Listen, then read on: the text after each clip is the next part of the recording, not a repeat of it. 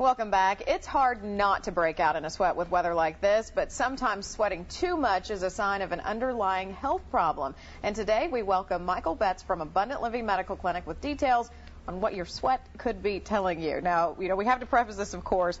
It's obviously natural in this heat and humidity. We were saying you just walk outside and start sweating, Absolutely. It seems like now. But you're talking about something entirely different, well, right? Yeah, and I think the first issue is, too, I don't want everybody to think that just because they're sweating that's a bad thing.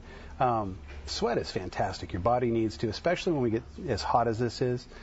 It's really good for you. It's good to just clean out your pores. It's a fantastic thing. But for a lot of people, they will sweat profusely, and that can be a sign of an underlying problem, which a lot of times can get tied back to thyroid, so a hyperthyroid. Now, obviously, as we mentioned, when it's hot outside, you're doing a lot of physical activity. Mm-hmm. Some trainers will tell you you're not working unless you break sweat, Yeah. that sort of Yeah. thing. So Yeah. how do you distinguish the difference and know when it's time to maybe get some things checked out? Well, I think that, everybody's kind of understands what sweating is here this last week, just because of the temperatures. And so for a lot of folks, they're saying it's about 1 in 5 that will have some form. It's usually in the private region or the underarms or the hands, the face, obviously.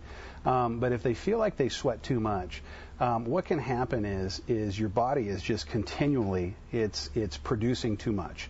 And so what happens is if you can turn around and understand why that's happening, you don't need to keep putting deodorant on. And, some people I even know, I've talked to people, they put it on their face just because they're trying to keep it. And your body is overreacting to, basically it's hormones. And you need to get it dialed in and adjusted. And a simple blood test will tell you exactly what's going on. And this could indicate a problem with your thyroid. Yep.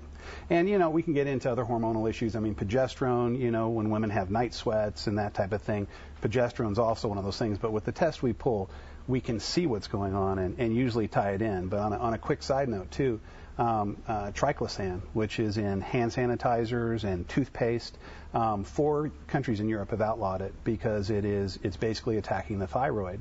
So they're estimating that 75% of Americans will have problems with their thyroid, and we lather up with that every day, and it's at elevators and bank teller windows, and it's really something to stop using. If there was one tip for everybody today, just wash your hands with soap and water. Stop using the antibacterial stuff. And especially if you already have a problem with it, that could be something. And if you don't believe me, search it on Google. It'll blow your mind with what you'll find out about that chemical. It's a derivative of rat poison.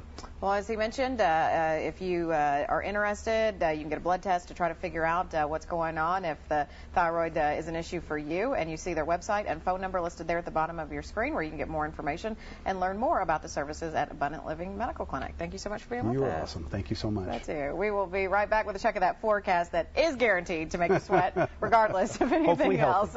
Right, Jeff? Yeah, that's pretty much right. If you're alive, you're going to be sweating over the next few days. We'll talk about when the cold front will arrive near the end of the 7-day forecast after the break.